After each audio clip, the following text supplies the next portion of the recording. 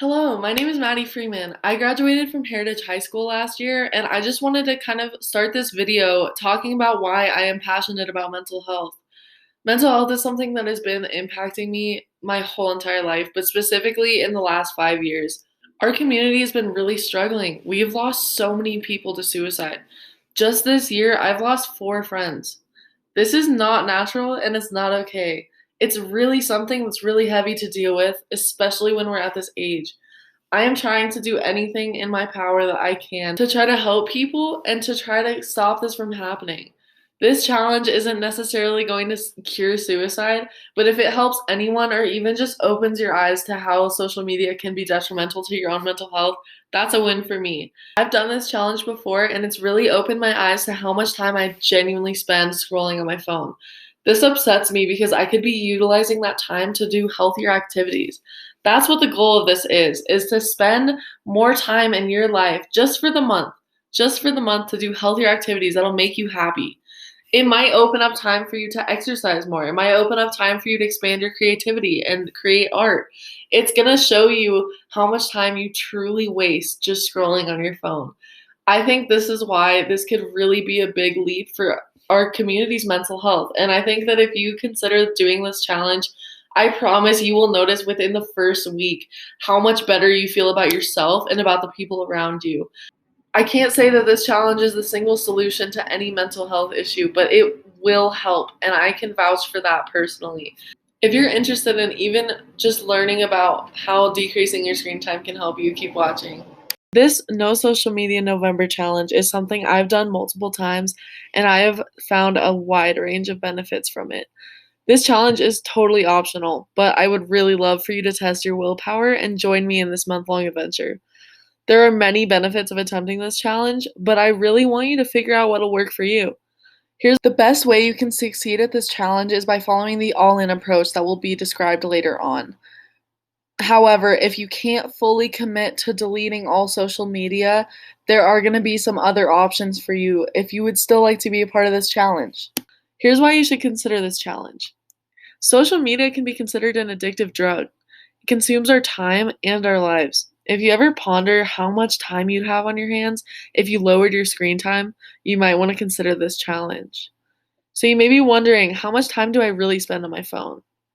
If you spend 4 hours a day on your phone, that is 1,460 hours over the course of a year. That equals 61 full days and nights.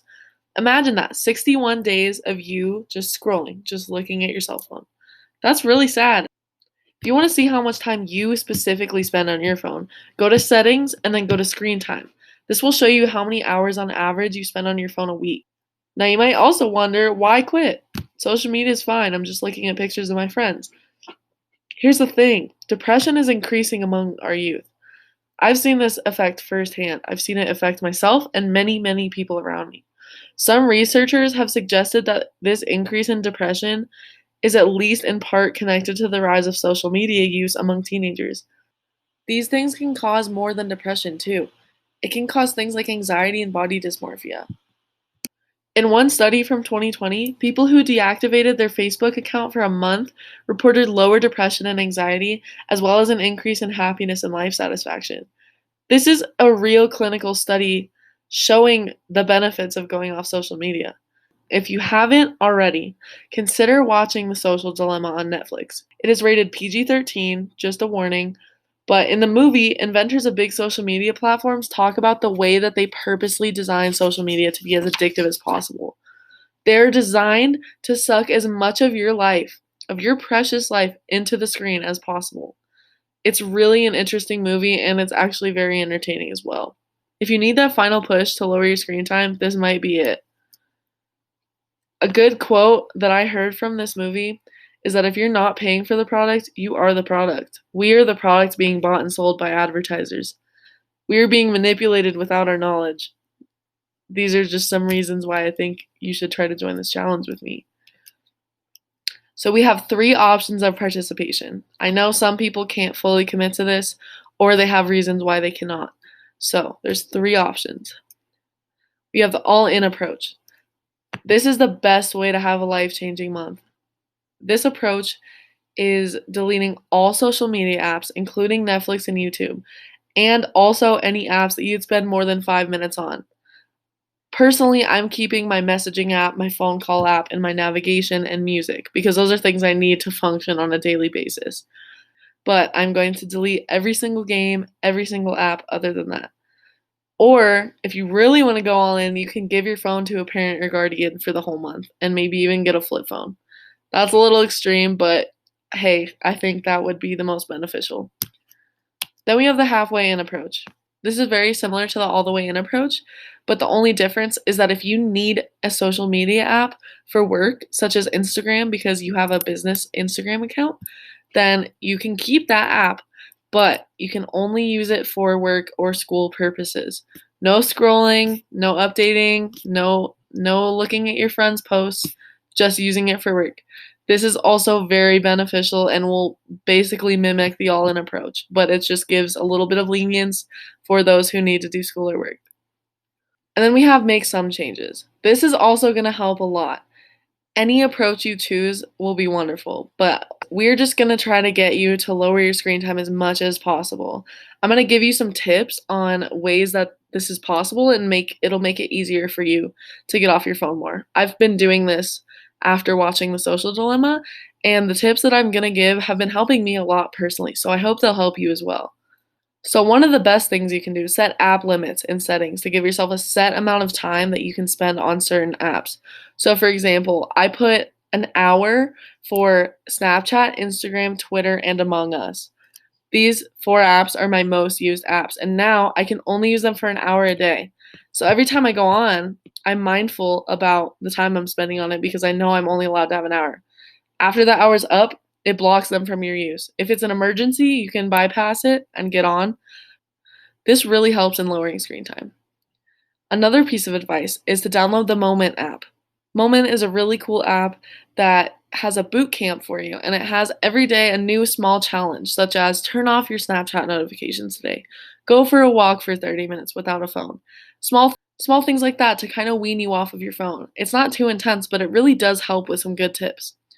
And then the other tip I have is delete a bunch of apps that you don't use that much. You know the ones I'm talking about, the ones that sit on your home screen but you almost never touch. Remember, you can always re-download them. One of the biggest pieces of advice I can give is that when I did this challenge personally, I kept Netflix and YouTube downloaded.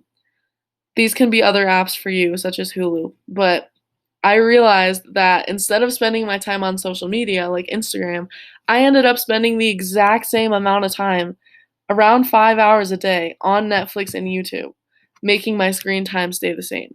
That's pretty pointless. If you want to do this challenge, I promise you it's gonna be hard, but it's gonna be the best if you decide to delete YouTube and Netflix. These are time suckers that you can get wasted away in super easily. Now, if you need to watch TV every once in a while to relax, that's totally fine. If you want to watch a show on your actual television, do that, but set a timer or limit yourself only one episode, but you have to keep yourself accountable. You can decide how much time you want to spend on these, but it's up to you to really take this challenge seriously. Now, another really good tip I have is to turn off all notifications. This helps so much because this is how they draw you back in. All those constant pings and alerts saying, your friend posted this, you have an update, you have a new like. Those are the things that they want you to see so that you click and go back into the app. Turn all notifications off. Another thing you can do is rearrange your home screen. This way you only have productive apps right on your home screen and all of your social media apps can go in a separate folder. You can kind of play around with this and make the folder name something fun like stop or don't click here or don't waste your time. You can name it fun things like that to kind of remind you every time you see it like, oh, I shouldn't go on Snapchat. There's no reason I need to right now. I probably have no Snapchats anyway. Another thing you can do is schedule downtime. So say, for example, you want to get off your phone before sleep. This has many benefits. So say you go to bed at 10 every night. Set a downtime period from 10 p.m. to 6 a.m., say if that's when you wake up. That way, you won't be on your phone from that period of time and you'll be able to fall asleep doing other activities such as reading. Now, you may be wondering, what am I going to do with all this extra time? Well, you may want to consider writing a list of things you have been meaning to do for a while or hobbies that you enjoy. My list would consist of painting, cleaning my room, rearranging my house, and getting better at kendama. These activities are so much more healthy, and I can already see how productive my month is going to be. Remember, any excuses that you're coming up with to not do this challenge are excuses. That's the addiction talking. This is what these app creators want from you. They want to squeeze as much of your valuable time into the phone as possible. I guarantee you will be happier after doing this challenge. It will really open your eyes about yourself, about the world around you, and about social media. If you want to pledge and you really do want to do this challenge seriously, please click this link or type it into your web browser. It will take you directly to a survey that will ask you for your email and which approach you are going to be selecting. If you end up pledging to do one of the approaches, there will be an option to receive a little incentive as a sticker that you can put on your notebook or on your computer or water bottle. You can choose this option at the end, but I will leave this link up for a little while so that you guys can copy it down and access the website to see if you want to pledge. The link to this video will be on the survey so that you can rewatch it if you'd like.